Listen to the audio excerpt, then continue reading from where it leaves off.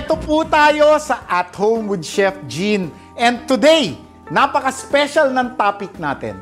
Dahil tayo ay gagamit ng French press.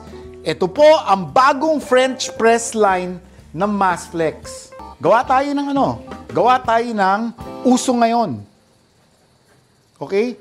Gawa tayo ng uso ngayon. Ito, i-layer natin.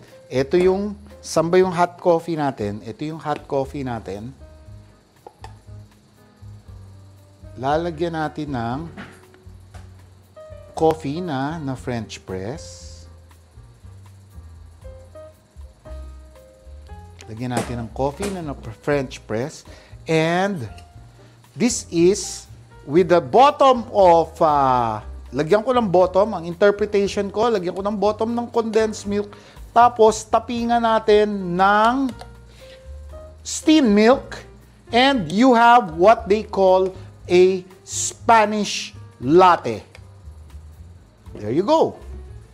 Oh, di ba? Parang nasa restaurant yan. Professional. Di ba? Pero, you're doing it in the comfort of your home. Remember? Massflex French Press. Andali! Bye-bye, everybody!